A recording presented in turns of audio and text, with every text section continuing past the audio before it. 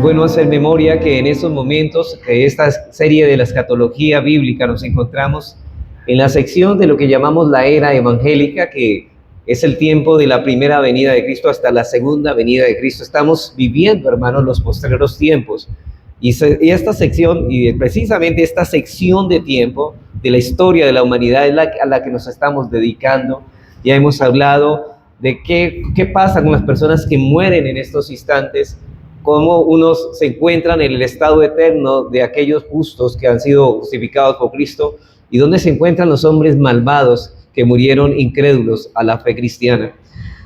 Entonces, también estuvimos hablando de que cómo la iglesia estuvo profetizada desde el Antiguo Testamento, así como el Evangelio de Cristo también fue profetizado en el Antiguo Testamento, y que no era algo nuevo, aunque era un misterio para aquellos creyentes veterotestamentarios. Hoy vamos a mirar, hermanos, algo de las profecías, y vamos a hablar exactamente del reino de los cielos, del reino de Dios, el misterio del reino de los cielos, a través de las parábolas que ya en un principio de esta serie estuvimos explicando, pero que hoy lo vamos a detener en el sentido de que vamos a detenernos en este reino, cómo lo entendían las profetas del Antiguo Testamento y cómo lo debemos entender nosotros hoy que estamos a la luz del Nuevo Testamento. Hermanos, el reino de los cielos, el reino de Dios, ha sido uno de los temas predominantes de la iglesia bíblica. De hecho, podríamos decir que la Biblia es el libro que trata de la venida del reino de Dios. A lo largo de todo el Antiguo Testamento nos podemos dar cuenta cómo los profetas miran con expectación la venida del reino de Dios. Y Daniel, quien fue uno de esos profetas, escribió en Daniel 2:44 lo siguiente, dice que en los días de estos reyes, el Dios del cielo levantará un reino, y está en tiempo futuro, levantará un reino que no será jamás destruido, es un reino indestructible, ni será el reino dejado a otro pueblo, como sucede en nuestro tiempo, sino que desmenuzará y consumirá a todos estos reinos, pero él permanecerá para siempre. Es un reino, además de inquebrantable, además de indestructible, es un reino perdurable, para siempre. Y en Daniel 7:13 al 14, nos habla otra vez del reino en estas profecías. Recuerden que en el Antiguo Testamento se estaba prometiendo el reino de Dios, pero no estaban en el reino todavía, en ese reino prometido en Cristo. Dice que Daniel comenta una de sus visiones y el tema de nuevo es el reino de Dios. Noten, dice él, miraba yo en la visión de la noche y aquí con las nubes del cielo venía uno como hijo de hombre que vino hasta el anciano de días y le hicieron acercarse delante de él y le fue dado dominio, gloria y reino para que todos los pueblos, naciones y lenguas le sirvieran. Su dominio es un dominio eterno que nunca pasará y su reino uno que nunca será destruido. Otra vez las palabras, un reino indestructible, un reino perdurable. Es el reino que se profetizaba en los antiguos profetas. Y este tema es predominante en las profecías del Antiguo Testamento, pero la pregunta es, ¿en qué tiempo sería establecido el reino de Dios?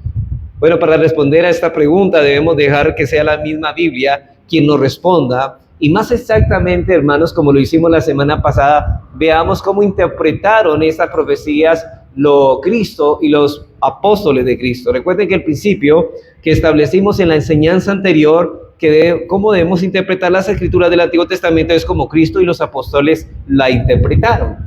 Así que, en primer lugar, vamos a mirar cómo interpretaron Cristo y los apóstoles las profecías del Antiguo Testamento con respecto al reino de Dios o del reino de los cielos, porque estas palabras, reino de Dios y reino de los cielos, son intercambiables. Pero vamos a mirar cómo lo interpretaron Cristo y sus apóstoles las profecías respecto a la venida del reino de los cielos. En primer lugar, vamos a mirar para Cristo y los apóstoles, el reino de los cielos era una realidad presente. Para los apóstoles era una realidad presente. Ese reino había llegado ¿cuándo? Cuando Cristo vino por primera vez. Cuando Cristo nació y se hizo carne, ese reino ya había llegado. ¿Quién es el rey de ese reino? Y Cristo predicó durante su ministerio acá en la tierra. En Marcos 1:14 al 15 nos habla esta verdad, que son los mismos labios de Cristo donde va a salir esta verdad, que el reino de Dios se ha acercado. Dice así: después de que Juan fue encarcelado, Jesús vino a Galilea predicando el evangelio del reino de Dios, diciendo: el tiempo se ha cumplido, el reino de Dios se ha acercado, arrepentíos y creed en el evangelio. Lo que está diciendo Cristo es que el reino que se había prometido en el Antiguo Testamento ya ha llegado. Ese evangelio que se había prometido en el Antiguo Testamento ya ha llegado. Llega el reino con el anuncio de ese reino, que es el evangelio de Jesucristo.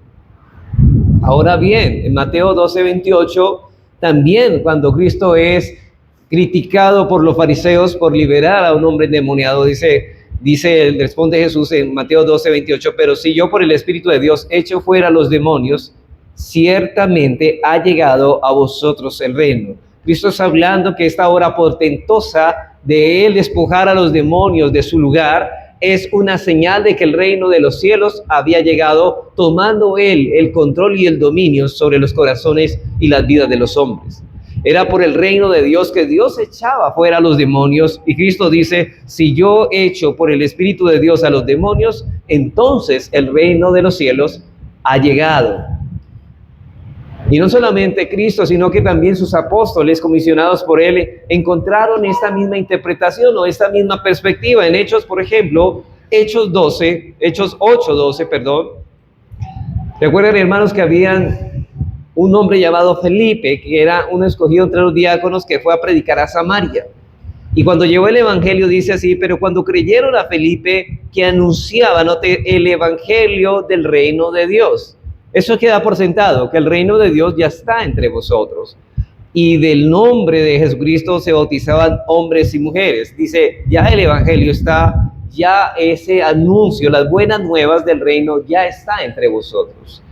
Hechos 28, 23 al 31, lo mismo. Es un pasaje mucho más extenso, y aquí ya nos habla Pablo. Cuando terminó, ustedes recuerdan cómo terminó Pablo en una casa, como una casa cárcel, y dice que desde allí predicaba a los que venían a él. ¿Y qué predicaba? Vamos a mirar qué es lo que dice en Hechos 28, 23 al 31. Dice: y habiéndole señalado un día, vinieron a él muchos a la posada, a los cuales les declaraba y les testificaba el reino de Dios desde la mañana hasta la tarde, persuadiéndolos acerca de Jesús, tanto por la ley de Moisés como los profetas. Parece que el mensaje del evangelio es el mensaje del reino de Dios que ya ha llegado. Y algunos asentían a lo que decía, pero otros no creían. Y como no estuviesen de acuerdo entre sí, al retirarse les dijo Pablo esta palabra: bien habló el Espíritu Santo por medio del profeta Isaías a nuestros padres, diciendo: ve a este pueblo y diles, de oído oiréis y no entenderéis, y viendo veréis y no percibiréis. Porque el corazón de este pueblo se ha engrosado, y con los oídos oyeron pesadamente, y sus ojos se han cerrado, para que no vean con los ojos y oigan con los oídos, y entiendan de corazón y se conviertan, y yo los sane. Sabe pues que a los gentiles es enviada esta salvación de Dios, y ellos oirán. Y cuando hubo dicho esto, los judíos se fueron teniendo gran discusión entre sí. Y Pablo permaneció 2 años enteros en una casa alquilada y recibía a todos los que a él venían, predicando el reino de Dios y enseñando acerca del Señor Jesucristo abiertamente y sin impedimentos. Hermanos, ¿qué nos está diciendo ese texto? Que el reino de Dios ya estaba entre ellos, que el reino de los cielos ya había llegado. ¿Por qué? Porque Cristo, el prometido, ya había llegado. Porque el anuncio del reino de los cielos, que era el evangelio, ya había llegado. Por lo tanto, el reino ya había hecho su arribo a ese tiempo. Y precisamente por eso nosotros le llamamos la era evangélica, o la era del reino inaugurado a este tiempo donde estamos viviendo. Estamos viviendo el tiempo donde el reino de Dios se ha hecho manifiesto, hermanos. Nosotros estamos viviendo en un periodo, en una época, hermanos, indescriptible, y creo que mejor que cualquier época, porque estamos viviendo un tiempo donde el reino de los cielos ha llegado. Hermano, a pesar de que este mundo se desmorona en su inmoralidad, en su perversidad, y este mundo va de mal en peor, ¿sabe qué buena noticia tenemos? El reino de Dios ha sido inaugurado. Y los corazones de los hombres están siendo rescatados de las cadenas, de los grilletes del diablo. Están siendo conquistados y están siendo trasladados del reino de las tinieblas al reino de su amado Hijo Jesucristo. Esa es la buena noticia, hermanos. El reino de Dios ha llegado. No hay lugar para tristeza, que a pesar de que este mundo está deteriorándose, hermanos, es que Dios está conquistando corazones. Dios está llamando a muchos y está haciendo crecer en nosotros un fervor por su gloria y su adoración. Hermanos, el hecho de que nosotros estemos en este día adorando es un milagro de Dios. Es un milagro, hermanos. ¿Cómo puede ser que hombres que odian a Dios, que han odiado a Dios toda la vida, estén ahora rindiéndole culto de adoración al ser que más odiaban antes? Es un milagro, hermanos. Por eso sigue diciendo Pablo en Colosenses 1:12 al 14. Dice él, con gozo dando gracias al Padre, que nos hizo aptos para participar de la herencia de los santos en luz. Note eso, el cual nos ha librado de la potestad de las tinieblas y trasladado al reino de su amado Hijo, en quien tenemos redención por su sangre, el perdón de pecados. Tenemos el perdón de los pecados. Hermanos, no estamos hablando de conspiraciones, como muchos se enfocan en lo que está pasando mal. No, estamos hablando de las buenas noticias. Dios nos libró del reino de las tinieblas y nos ha colocado en el reino de su amado Hijo. En Colosenses 4:12 encontramos otra vez al apóstol Pablo hablando del reino de Dios. Dice, Aristarco, mi compañero de prisiones, os saluda, y Marcos, el sobrino de Bernabé, acerca de él, del cual habéis recibido mandamientos. Si fuera a vosotros recibirle, y Jesús llamado Justo, que son los únicos de la circuncisión que me ayudan en el reino de Dios, y han sido para mí un consuelo.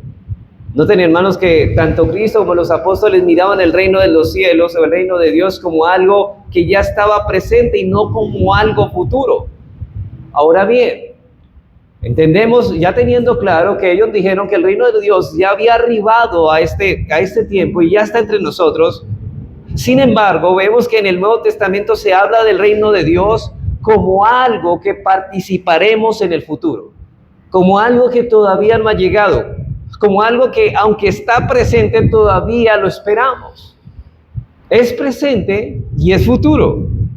Por ejemplo, en Gálatas 5:21, el apóstol Pablo advierte a esta iglesia que los que practican las obras de la carne, dice, no heredarán futuro el reino de Dios. No heredarán, está hablando en futuro. De modo que el reino de Dios no solamente es una realidad presente, sino que también es una realidad futura. Esperamos la consumación en el futuro y estamos en el reino, pero estamos esperando con expectación la consumación final de ese reino. Es decir, hermanos, que ahora en esta era evangélica podríamos decir que el reino de Dios está presente, pero de una forma inaugurada. Y esperamos el reino de los cielos o el reino de Dios de una forma consumada. Este es el ya, pero el todavía no del reino de los cielos. Por eso nosotros en la oración del Padre Nuestro decimos, venga a nosotros tu reino. Bueno, y luego ya no está entre nosotros, sí, ya está, pero anunciamos y anhelamos estar en el reino consumado. ¿Y cuál es el reino consumado? Cuando Cristo venga por segunda vez y lleve a su iglesia glorificada a los nuevos cielos y a la nueva tierra que nosotros llamamos el cielo. El reino de los cielos, como dice Anthony Hoekemann, dice en el libro La Biblia y el futuro, dice él, lo que caracteriza especialmente a la escatología del Nuevo Testamento es una tensión subyacente entre el ya y el todavía no. El creyente, según lo enseña el Nuevo Testamento, está ya en la era escatológica anticipada por los profetas en el Antiguo Testamento, pero no ha llegado todavía a su estado final. Ya experimenta la presencia del Espíritu Santo, pero todavía espera su cuerpo de resurrección, o sea, el cuerpo glorificado sin pecado. Está viviendo los últimos días, sí, en la era evangélica, pero el último día todavía no ha llegado. ¿Estamos viviendo los postreros tiempos? Sí. Pero hemos llegado al último día de la historia, no. Y cuando llegue el último día de la historia, estaríamos hablando de un reino ya consumado, pero mientras tanto, estamos viviendo los postreros tiempos y a ese periodo está el reino inaugurado. Así que en la tarde de hoy, uno de los pasajes centrales, cuyo tema central o esencial es el reino de Dios inaugurado y el reino de Dios consumado. Ese es el foco de lo que habla el Señor en las parábolas. Y estoy refiriéndome a un texto que ya tratamos, que es Mateo 13, donde el Señor relata la parábola del trigo y la cizaña. En ese capítulo 13 de Mateo encontramos una serie de parábolas en las que el Señor revela ciertas enseñanzas concernientes al reino de los cielos.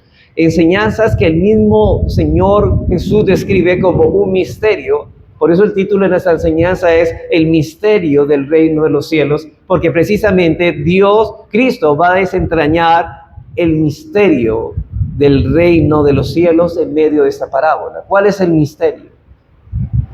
¿Qué es un misterio? Mateo 13:10.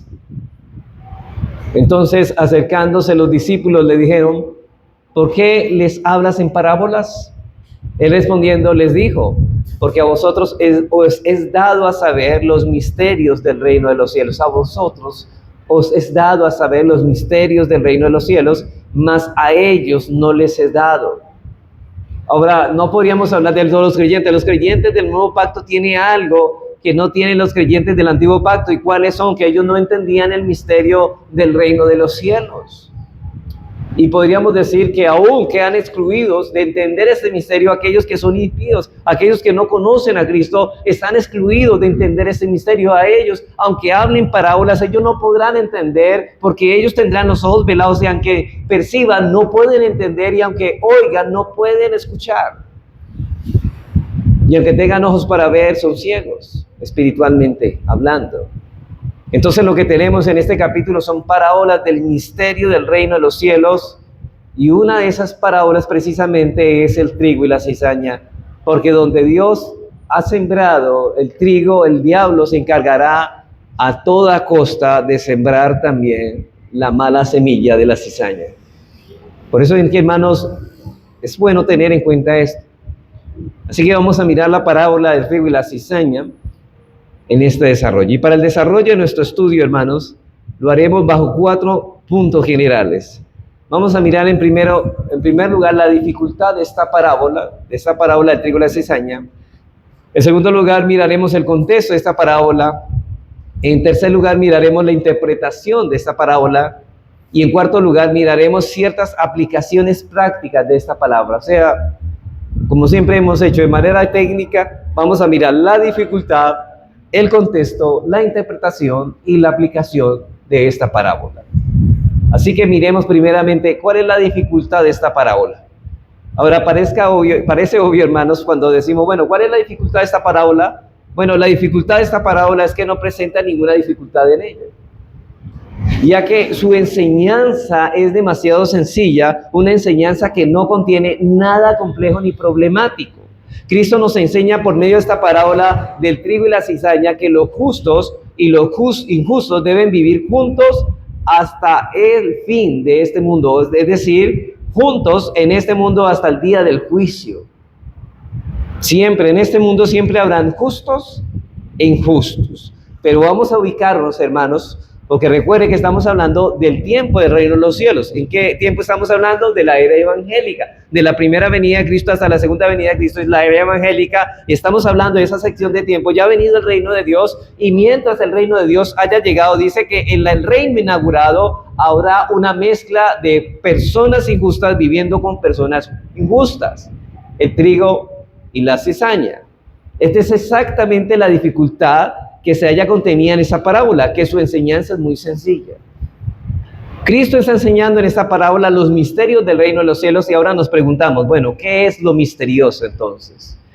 Bueno, lo misterioso es, yo creo que no era tanto para nosotros, sino para los creyentes del antiguo pacto. ¿Qué era lo misterioso? Que los justos y los injustos deben vivir juntos en este periodo de tiempo hasta el día del juicio final. Hasta el día de la siega, porque ahora vamos a mirar que los profetas del Antiguo Testamento, cuando hablaban de la llegada del reino de los cielos, ellos pensaban que la llegada del reino de los cielos traería consigo solamente la habitación o la vida o el permanecimiento de los creyentes, pero no de los incrédulos, viviendo con los creyentes.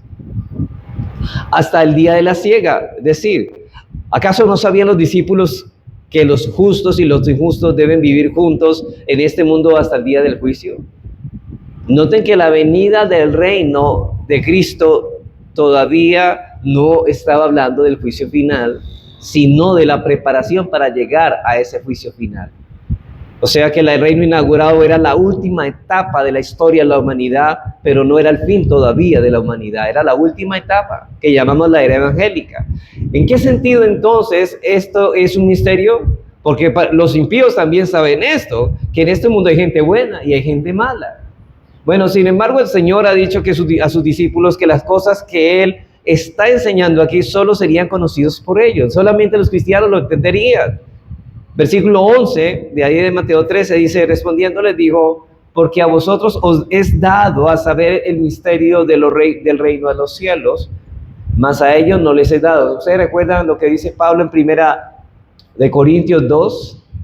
Cosa que ojo no vio, ni oído yo, ni ha subido al corazón del hombre, son las cosas que Dios tiene preparado para los que le aman, y Dios nos la reveló. ¿Por qué? Por medio de su Espíritu.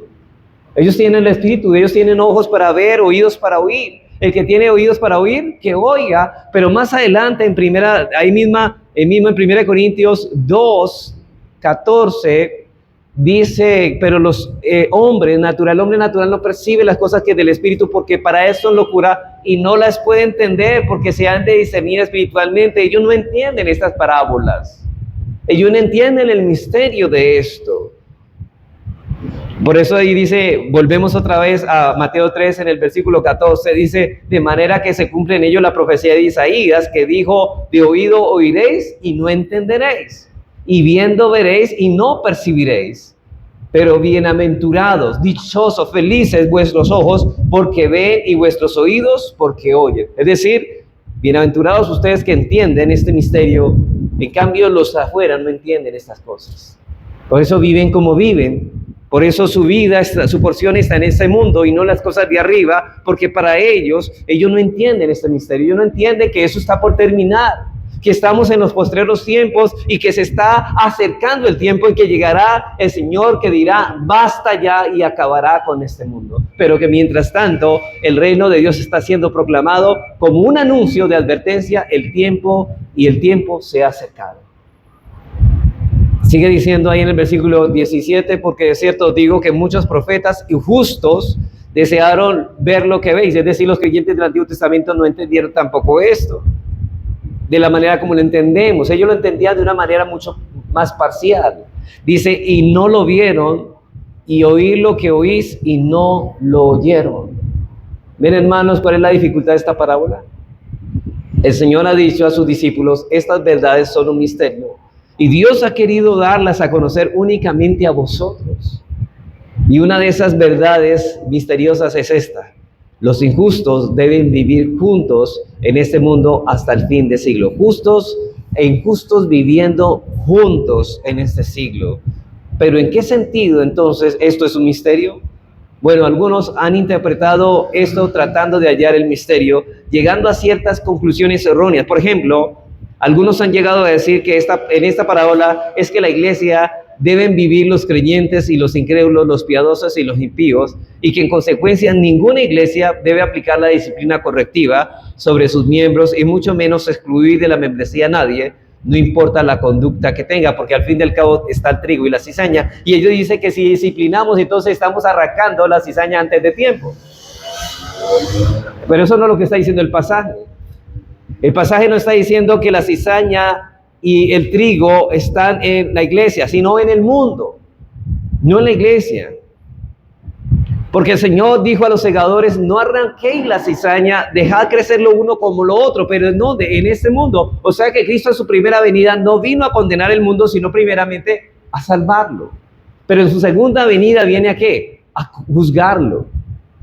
Él dice, yo no vine a condenar el mundo, sino a darle salvación. No debe haber disciplina, no obstante dicen estas personas, pero esto no es así. Pero esto no solo sería una violación a la enseñanza de muchos textos del Nuevo Testamento, donde se nos enseña que debemos ejercer la disciplina en la iglesia, y es una marca de una iglesia saludable que está viviendo a la luz bíblica de la verdad de Dios. Hermanos, esto no encuentra eso de que dejemos crecer la cizaña o los pecadores dentro de una membresía. Eso no tiene apoyo en la interpretación de Cristo y tampoco en los apóstoles. Eso no es lo que Cristo quiso decir en esta parábola del trigo y la cizaña. Pero leamos el versículo 37 a 38. Noten lo que dice. 37 al 38 dice: respondiendo él, les dijo: el que siembra las buenas semillas, ¿quién es? El Hijo del Hombre, refiriéndose a Cristo. El campo es el mundo. Noten que es el mundo, no la iglesia. La buena semilla son los hijos del reino y las cizañas son los hijos del malo, los hijos del diablo. O sea que en este mundo hay dos simientes: los hijos del diablo y los hijos de Dios. Una persona puede estar en una de los dos, pero no en un estado intermedio, o no en un estado medio. O es hijo del diablo o es hijo de Dios. Si una persona no es hijo de Dios, por deducción es hijo del diablo. Y lo que enseña esta parábola es que en el mundo los justos y los injustos están juntos hasta el fin de este siglo. ¿De cuál siglo? De este siglo presente, que terminará en el día del juicio. Una vez más, ¿cuál es el misterio contenido en esta parábola? Para dar respuesta a este interrogante veremos nuestro segundo punto. Ya vimos la dificultad, veamos ahora el contexto de esta parábola. Pasemos de la dificultad de esta parábola al contexto de esta parábola.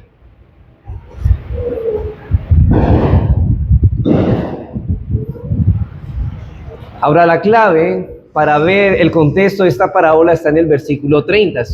Ubíquese en el versículo 30 de Mateo 13, dice así: deja crecer juntamente lo uno y lo otro hasta la siega, y al tiempo de la siega. ¿Cuándo es el tiempo de la siega? Cuando Cristo venga por segunda vez. Yo diré a los segadores: recoge primero la cizaña y atarla en manojos para quemarla, pero recoger el trigo en mi granero. Noten que mientras en este reino está creciendo tanto uno como la otra y todavía no pueden ser arrancados sino hasta el día de la siega, dice que hay un orden y que hay una separación, que la cizaña tendrá un lugar distinto donde se recogerá el trigo. En ese pasaje hallamos una explicación a la que Juan el Bautista hace como último profeta del Antiguo Testamento, donde lo encontramos, por ejemplo, en Mateo 3, predicando el Evangelio a las orillas del río Jordán. Y ahí encontramos esta verdad similar a lo que el Señor está diciendo aquí en Mateo 13:30.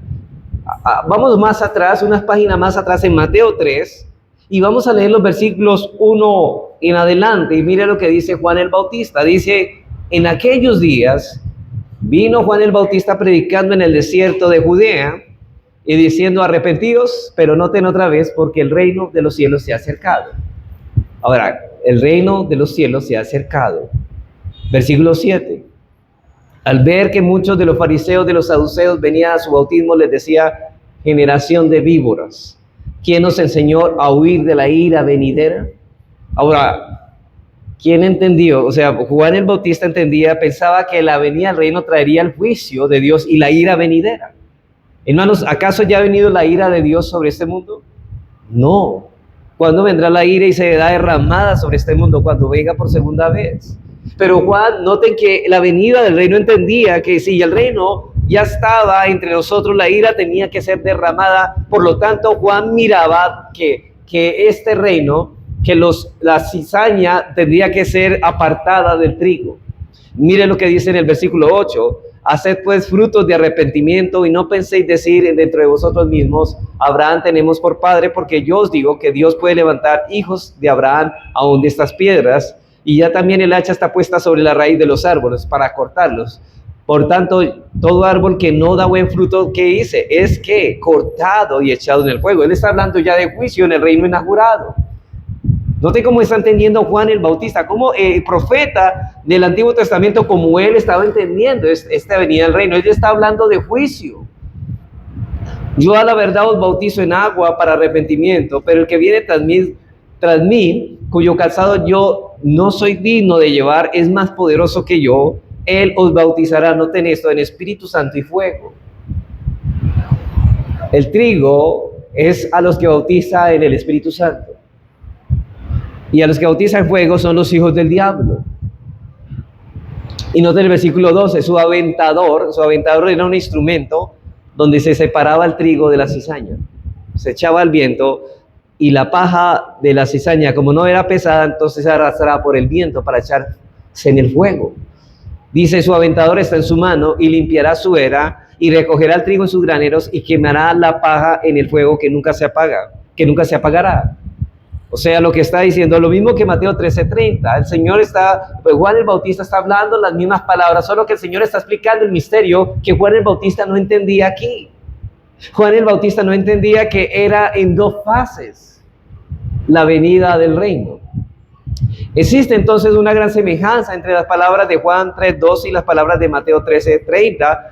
Juan el Bautista está hablando de la llegada del reino de Dios, arrepentidos porque el reino de los cielos se ha acercado, y ahora está expandiendo las consecuencias que vendrían sobre la tierra cuando ese reino de Dios fuese establecido. Su aventador está en su mano y limpiará su era y recogerá su trigo en el granero, los justos, y quemará la paja, los injustos, en el fuego que nunca se apaga, haciendo una referencia al infierno. El hacha está puesta sobre la raíz de los árboles, por tanto todo árbol que no da buen fruto es cortado y echado en el fuego. Está hablando de juicio, pero está hablando de dos cosas que crecen al mismo tiempo y está hablando de un juicio.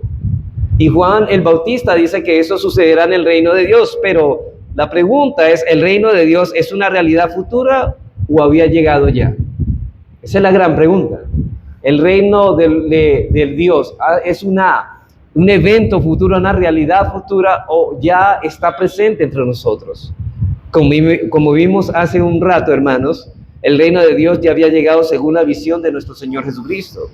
Si yo por el Espíritu de Dios echo fuera a los demonios, ciertamente el reino de los cielos está entre vosotros. Y esta afirmación el Señor la hizo en el capítulo anterior. ¿En qué capítulo? A este capítulo 13, me parece que es el capítulo 12, donde se habla de los misterios del reino de los cielos. Y aquí es precisamente donde se encuentra la dificultad, que Juan veía el reino de Dios desde la perspectiva profética, como la contemplaron todos los profetas del Antiguo Testamento, que ellos miraban la venida del reino no en dos fases, sino en una. Dios venía a salvar y una vez a juzgar, a arrancar, digamos, a bautizar eso en el Espíritu Santo, a arrancar esto y echarlos al infierno de una vez, y se acabó esto. Esa era la concepción que tenían los profetas del Antiguo Testamento, incluyendo a Juan. Imagínense dos picos de una montaña. Nosotros la miramos, quizás la perspectiva es así, dos montañas, miramos las dos, una al lado de la otra, y en el medio un valle.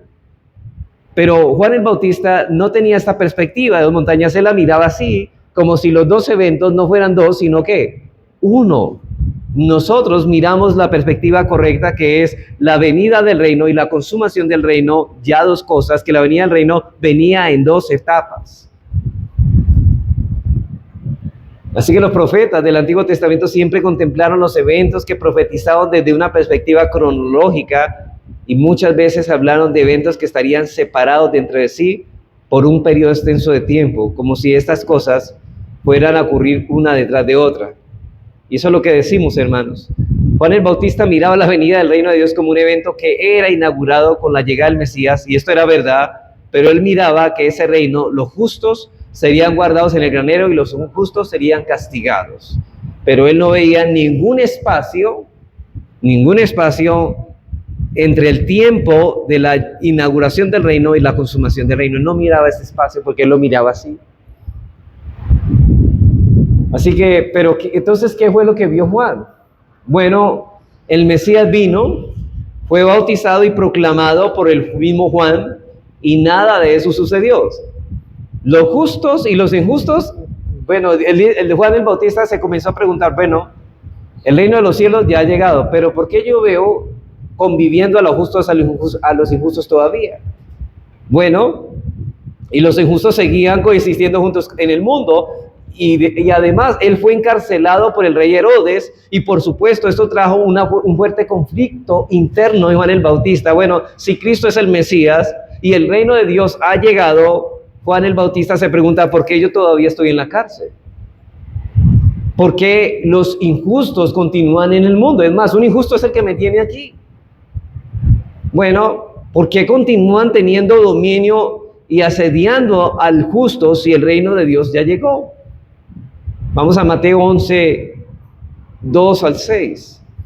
Porque mira, en esta confusión que tiene Juan el Bautista, envía a 2 de sus discípulos a preguntarle esto porque él está confundido y le hace esa pregunta al Señor Jesús.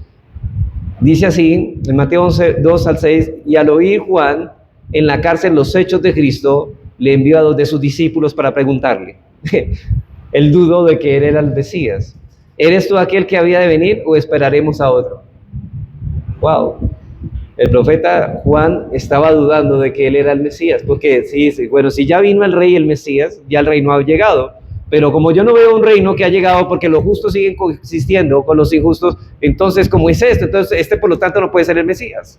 Respondiendo Jesús les dijo, id y haced saber a Juan las cosas que oís y veis. Los ciegos ven, los cojos andan, los leprosos son limpiados, los sordos oyen, los muertos son resucitados, y a los pobres os es anunciado el evangelio, y bienaventurado es el que no haya tropiezo en mí. Hermano, luego de haber bautizado a Cristo y de haberle proclamado como el Mesías, aquí hallamos a Juan lleno de dudas. ¿Por qué? Porque Juan estaba en la cárcel y ese era el último lugar, en que él esperaba estar cuando llegara al reino de Dios. Y los discípulos de Cristo también tenían esta visión que tenía Juan el Bautista acerca del reino de Dios, porque muchos de ellos fueron también sus discípulos. Y es exactamente en ese contexto que Cristo le revela el misterio del reino de los cielos en esta parábola. A través de esta parábola de Mateo 13 es que le explica esto que sucedió en el versículo 12, capítulo 12, la duda de Juan. Y es en este contexto que la parábola del trigo y la cizaña se explica. Y la pregunta es, ¿cómo resolvió Cristo el dilema de los discípulos? Bueno, eso nos lleva a nuestro tercer punto. Habiendo visto la dificultad, luego el contexto, veamos ahora la interpretación de la parábola. En primer lugar, en su interpretación, Cristo les hace ver a sus discípulos que el reino de Dios había de venir en 2 etapas.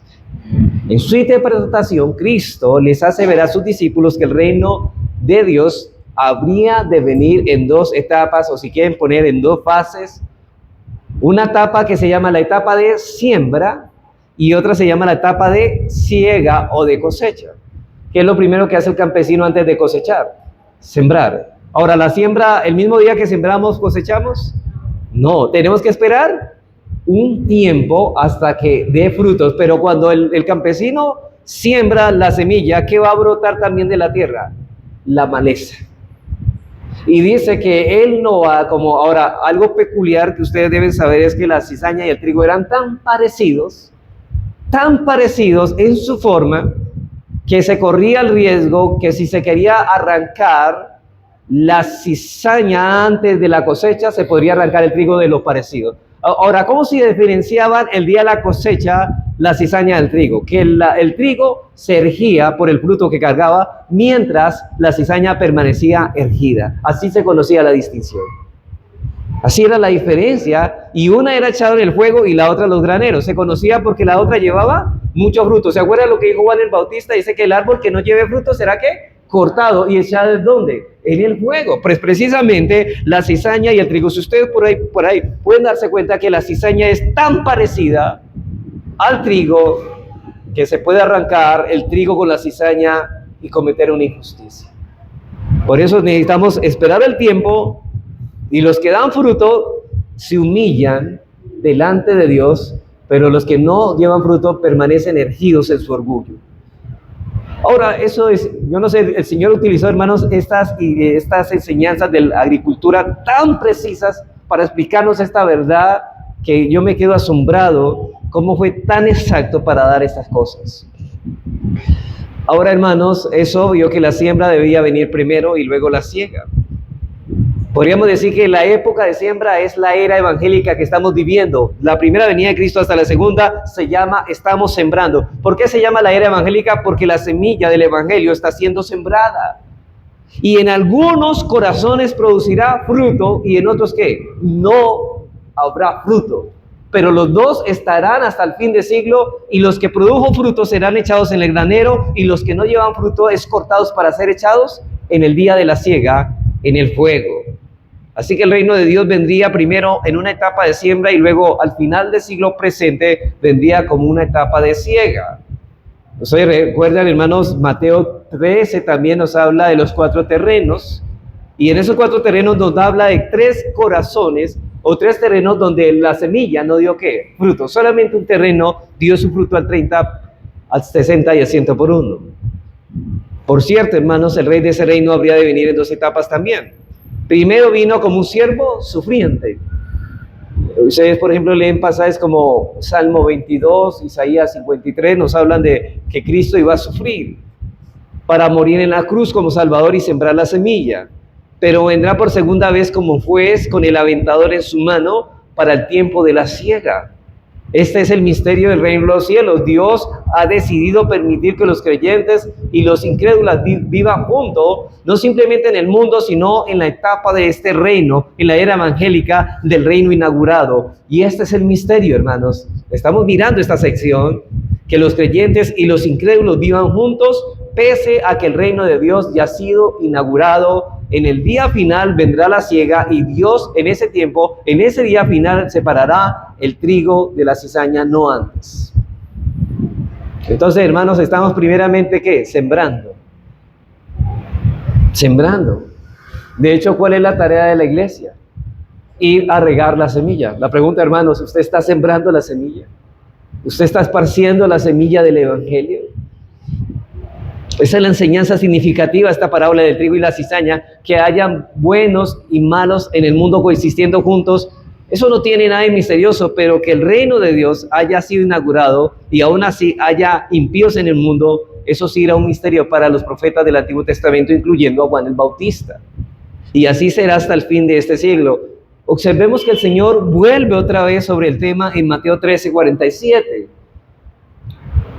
En la parábola de la red, ya cambió de la agricultura a la pescadería. Y dice, asimismo el reino de los cielos es semejante a una red que echada en el mar recoge toda clase de peces, o sea, buenos y malos. Y una vez llena, la sacan a la orilla y sentados recogen lo bueno en cestas y lo malo lo echan fuera. Así será el fin de ¿quién? De siglo, saldrán los ángeles y apartarán los malos de entre los justos y los echarán en el horno de fuego, otra vez hablando de fuego para los malos, y allí será el lloro y crujir de dientes. O sea que esta etapa es una época donde la red está siendo ¿qué? Lanzada. Pero va a llegar un tiempo en que la red será retirada a la orilla y se separará los malos peces de los buenos peces. Eso está hablando del día de la separación. Así que en la etapa de la siega, que los justos serán separados de los injustos, pero esto no es ahora en la etapa de siembra, sino en el fin de siglo. De modo, hermanos, que ahora el reino está presente, pero en su etapa de siembra, en su etapa de echar la red. Eso me hace acordar que cuando el Señor en Lucas 5 llamó a los discípulos, dice que los haré pescadores de hombres. Y todo cristiano, en cierta manera, es un pescador de hombres. Debemos echar la red del evangelio y quiera Dios que caigan muchos peces en esa red. Pero obviamente habrán peces buenos y malos. Ahora bien, miremos el versículo 18, otra parábola. Oí pues vosotros la parábola del sembrador. Cuando alguno oye la palabra del reino y no la entiende, ¿qué pasa? Viene el malo y la arrebata, y lo que fue sembrado en su corazón, ese es el que fue sembrado junto al camino. O sea, esta es la introducción a la parábola de los 4 terrenos. No en todos los terrenos la semilla produce fruto. No en todas las personas vendrá fruto. Ellas serán siendo cizaña y no trigo. Cristo vino primero como un siervo humilde a sembrar la semilla del evangelio del reino de Dios, y al final vendrán las nubes con un aventador, hermanos, en su mano, para separar la paja del trigo. Esta es la interpretación del trigo y la cizaña. Ahora bien, yo creo que hasta aquí muy doctrinal, ¿no? Muy contextual para aprender. Qué bueno que aprendamos esta cosa, pero ¿cómo aplicamos eso a nuestra vida hoy? ¿Qué puedes tú hablar a nuestro corazón? Eso nos lleva a nuestro cuarto y último punto. Vamos a mirar ciertas aplicaciones prácticas de esa parábola. Y dividiré solamente esas aplicaciones en dos aspectos. Primeramente, miraremos las enseñanzas de esta parábola que nos ayudarán a interpretar el Antiguo Testamento. Y dos, vamos a ver las enseñanzas acerca del reino de Dios en su etapa presente y la de siempre. Miremos en primer lugar la enseñanza de esta parábola que nos ayudarán a interpretar el Antiguo Testamento. Enseñanzas de esta parábola. ¿Por qué nos ayudarán a interpretar el Antiguo Testamento? Recuerden que hay un método hermenéutico de interpretar la Biblia, y es que los pasajes oscuros son interpretados a la luz de los pasajes claros, y el Antiguo Testamento es interpretado a la luz del Nuevo Testamento. Aunque el Antiguo Testamento contiene el Nuevo Testamento, pero este es interpretado el Antiguo a la luz del Nuevo Testamento. Eso es lo que vamos a hacer, porque estamos hablando de una interpretación del Nuevo Testamento. Al leer los profetas del Antiguo Testamento debemos tener en cuenta que muchos de los eventos que ellos profetizaron fueron contemplados desde una perspectiva bidimensional. Esto significa que no podemos ver los eventos profetizados en el Antiguo Testamento cronológicamente. Los profetas del Antiguo Testamento, muchas de sus profecías en cuadro de dos dimensiones solamente, de modo que aún ellos mismos tuvieron dificultad para entender lo que estaban profetizando. Eso fue lo que ocurrió con Juan el Bautista. Ellos tenían una mente dimensional. Él no estaba equivocado cuando dijo que el reino de Dios había llegado y que el reino de los justos y los injustos serían separados, sino que su visión era limitada y no le permitía ver que la venida del reino sucedería en dos etapas. Él no pudo ver eso. Su profecía era correcta, pero él no poseía la información necesaria, y por eso dudó que Cristo era el Mesías. Aunque tenía la profecía correcta, no tenía un entendimiento correcto de esa profecía. Y aquí el Señor no estaba tan preocupado por revelar a sus siervos el cuándo, sino más bien el qué. ¿Qué? Y hermanos, aquí un ejemplo de eso lo encontramos en la misma profecía de Juan el Bautista en 3:11. Yo a la verdad os bautizo en agua para arrepentimiento, pero el que viene tras mí, cuyo calzado no soy digno de llevar, es más poderoso que yo. Él los bautizará en el Espíritu Santo. ¿Cuándo ocurrió eso, hermano? El día de Pentecostés. La iglesia fue inaugurada. ¿Ya ocurrió eso? Sí, hace más de 2000 años. ¿Y fuego? ¿Ya ocurrió eso? No, eso va a ocurrir. El juicio final. Su aventador está en su mano y limpiará su era y recogerá de su trigo el granero y quemará la paja en el fuego que nunca se apagará. Es decir, hermanos, lo que está diciendo que este campo es el mundo, y este mundo que conocemos, la tierra, será limpiada de la maleza. ¿Y quién es la maleza? Dice que los impíos serán arrancados de este mundo, como dice en un salmo, y serán echados en el fuego. Juan estaba contemplando aquí un mismo versículo, el día de Pentecostés que sucedió hace más de 2000 años, y también está contemplando el día final, donde la paja será quemada en el fuego que nunca se apaga, y ese día no ha llegado todavía, pero ambos eventos ocurrirían en el reino de Dios, solo que Juan no lo presentó sino en una perspectiva de tiempo. Ahora, eso nos enseña, hermanos, que el interés del Señor con las profecías no fue el de describir historias cronológicas antes de que esos eventos ocurrieran. Muchas personas van a la Escritura para buscar las fechas y eventos futuros. ¿Ustedes no han escuchado eso? Que el Señor vendrá el 30 de tanto de abril de yo no sé qué. Y ellos comienzan a hacer cálculos. Pero esa no es la idea de las profecías, hermanos. Otros vienen con el deseo de contar con una tabla ordenada de eventos, con todos los detalles del futuro puestos en orden, y aunque podemos ordenar, no debemos llevarnos demasiado lejos, hermanos. Decir en qué fecha viene el Señor es muy mal, hermanos, de parte nuestra. De hecho, es atrevido decir eso, porque la Biblia no nos lleva a eso. Así que la intención del Señor fuera de presentarnos una visión en conjunto de las cosas que nos aguardan, es alimentar, hermanos, y esta es la intención del Señor al estudiar eso. ¿Sabe cuál es? Alimentar nuestra esperanza, porque la esperanza alimenta a la piedad. ¿Ustedes quieren ser santos? Hermanos, debemos entonces alimentar esa esperanza, que aunque este mundo esté como esté, nosotros tenemos la esperanza de que esto llegará al fin y que nosotros, en vez de ir de mal en peor, iremos mejorando como las estrellas del cielo, de luz, a perpetua eternidad. Iremos de gloria en gloria, iremos cada día pareciéndonos más a Cristo. Pero eso no es para satisfacer la curiosidad, hermanos. Como dijo el apóstol Juan en Juan 3:3, y todo aquel que tiene esta esperanza en Él se purifica a sí mismo como Él es puro. Así como Cristo es puro, Él quiere parecerse a Cristo, y precisamente esa es la obra que Cristo está haciendo en nosotros. Hermanos, esto nos lleva no a especular de fechas, sino a decir: Señor, quiero ser santo, quiero ser como tú, Señor. Quiero que el día que tú vengas me encuentres, Señor, totalmente sin mancha y sin arruga. Y lo segundo que aprendemos de esta parábola es que si queremos interpretar adecuadamente las profecías del Antiguo Testamento, tenemos que hacer uso de la perspectiva que Cristo nos ha provisto del Nuevo Testamento, la visión. Muchas personas, hermanos, creen que aún estamos en el reino de Dios, o creen que todavía no estamos, porque hay cosas que pertenecen al reino de Dios que no se han cumplido todavía. Pero estas personas están contemplando, hermanos, las profecías bíblicas de la misma forma que lo vieron los profetas del Antiguo Testamento.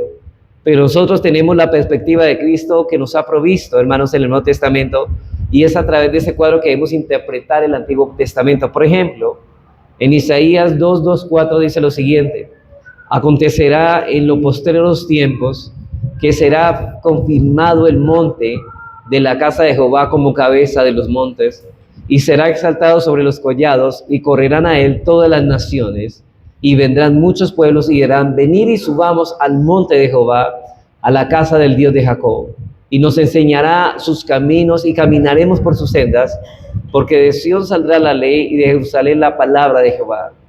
Y hermanos, ese reino será implantado a través de la predicación de la palabra. ¿No es lo que estamos viendo, hermanos, ahora? Cada ciudadano del reino de los cielos ha sido hecho un ciudadano precisamente porque se le ha predicado el evangelio. Y Sion es la iglesia que debe llevar esa semilla del nuevo pacto a muchos. Versículo 4: y juzgará entre las naciones y reprenderá a muchos pueblos, y volverán sus espadas en rejas de arado y sus lanzas en hoces. No alzará espada nación contra nación, ni se adiestrarán más para la guerra. Noten, hermanos, que el versículo 3 nos habla de una predicación y el versículo 3 nos habla de un juicio. Dos cosas diferentes, ¿no? Reino inaugurado, reino consumado. ¿Cómo interpretamos estas dos cosas de acuerdo a la perspectiva de Cristo y los apóstoles? Aquí, por ejemplo, como Cristo, como el trigo y la cizaña, entenderemos esto claramente. El reino de Dios será implantado en dos etapas. Primero, una etapa de siembra, luego una etapa de siega en el final del siglo. Y así es que se entiende fácilmente la profecía a la luz de la perspectiva de Cristo en la parábola de la cizaña. Veamos ahora ciertas aplicaciones concernientes al carácter del reino de Dios en la era actual. Yo creo que, hermanos, el Señor nos enseña en esta parábola del trigo y la cizaña que el reino de Dios se encuentra en su etapa de siembra en esos momentos. Así como nos dice que el reino de Dios se caracteriza por la coexistencia de justos e injustos en este mundo, y de esto se derivan dos aplicaciones pertinentes para nosotros en el día de hoy. En primer lugar, hermanos, aprendemos que el reino de Dios está presente en el mundo en su etapa de siembra, y que la semilla es la palabra de Dios y el fruto son los hijos del reino. Estamos en la etapa de siembra.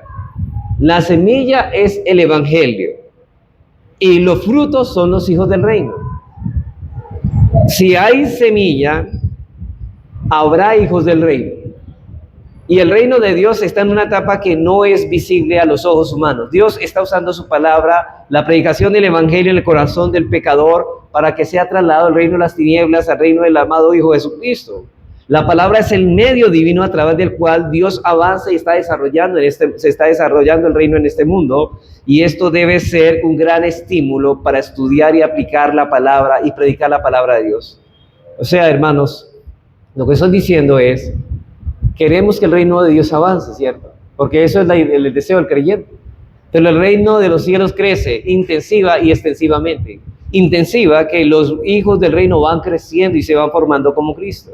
Y que Dios va añadiendo a ese reino más ciudadanos. Así que, hermanos, esto debe ser un estímulo para estudiar, aplicar y predicar la palabra de Dios. Hermanos, ¿qué tanto estudias tú la Biblia? ¿Qué tanto estudia la palabra? Hay un esmero por esto. Hermanos, si deseas crecer en el reino de Dios, el instrumento que Dios va a utilizar es la palabra. Dice, bienaventurados los que tienen sed y hambre, porque ellos serán saciados. Por eso es que los predicadores deben ser fieles a predicar la palabra de Dios, porque solo así este reino continúa avanzando en este mundo, no de otra manera.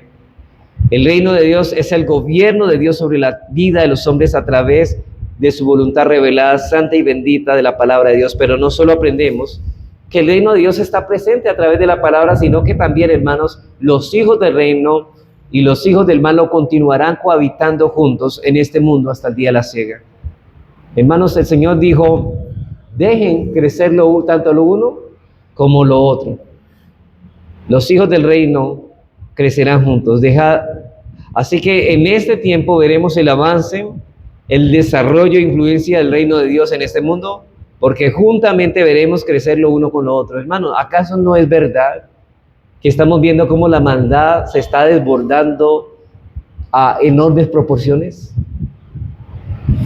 Pero así crece la iglesia también. Versículos 31 y 32. Otra parábola le refirió diciendo, el reino de los cielos es semejante a un grano de mostaza, que un hombre tomó y sembró en su campo, el cual a la verdad es la más pequeña de todas las semillas, pero cuando ha crecido es la mayor de las hortalizas, y se hace árbol de tal manera que vienen las aves del cielo y hacen nido en sus ramas. Así dice Cristo será el reino de Dios, porque hasta que llegue el día de la siega, ese reino no terminará de crecer. Versículo 33, otra parábola les dijo, el reino de los cielos es semejante a la levadura que tomó una mujer y escondió en 3 medidas de harina hasta que fue leudado. La masa creció, porque creció. Así crece el reino de los cielos. Esta parábola habla del engrandecimiento del reino de los cielos, de Dios en el mundo. Pero por otro lado, hermanos, veremos el crecimiento y la influencia de la maldad. La iglesia crece, sí, y la influencia de la maldad también. ¿Cuántas iglesias se han corrompido, hermanos? ¿Cuántas iglesias han apostatado de la palabra del Señor? Hoy más se han convertido muchas en sinagogas de Satanás. ¿Cuántos falsos predicadores y pastores se han levantado entre nosotros, enseñando mentiras y arrastrando a muchos por el camino ancho que conduce a la perdición? Hermanos, ambas cosas justas crecerán juntas, en su etapa de reino. El Señor dice otra vez, deja crecer lo uno y lo otro hasta la siega. Mire lo que dice Pablo en 1 Timoteo 3:13, dice, mas los malos hombres y los engañadores, los que se disfrazan como ministros de justicia, irán de mal en peor, engañando y siendo engañados. ¿No estamos viviendo esto, hermanos? La maldad irá en aumento. Segunda de Tesalonicenses 2:7, porque ya está en acción el misterio de la iniquidad. La palabra aquí iniquidad es anomia, significa que esas personas echan a un lado la ley de Dios por seguir su propia maldad, la ley de su propio corazón. Solo que hay al presente quien lo detiene hasta que él a su vez se ha quitado de en medio. Es cuando Cristo vendrá por segunda vez. El bien y el mal crecerán juntos hasta el tiempo del fin de la siega. Y esto debe ser de estímulo para nosotros, porque muchas veces cuando contemplamos, hermanos, el aumento de la maldad, del humanismo, del ateísmo, de la ideología de género, del relativismo, del feminismo, de muchas cosas, hermanos, nos preguntamos, ¿habrá futuro para la iglesia? Cuando el feminismo se ha metido a la iglesia y ya mujeres pastoreando las iglesias, ya el homosexualismo se ha metido a las iglesias, ya homosexuales pastoreando las iglesias. Y uno dice, ¿habrá futuro para la iglesia? Bueno, hermanos, eso no nos lleva a ser pesimistas. Recuerden que dice que las puertas del infierno no prevalecerán contra la iglesia. Dice Cristo, yo edificaré mi iglesia y las puertas del infierno no prevalecerán contra ella. ¿Llegará acaso un momento en que no quedará ningún cristiano? Vemos las iglesias tan diminutas en número, las verdaderas iglesias, y decimos, ¿acaso el mundo va a destruir la iglesia? No, hermano, Cristo dijo que ambas cosas crecerán juntas. El Señor dijo que las puertas del infierno entonces no prevalecerán, y esta es nuestra esperanza, hermanos, porque algún día eso terminará cuando venga nuestro Señor Jesucristo por segunda vez, y Él y únicamente Él es nuestra única esperanza. Vamos a orar.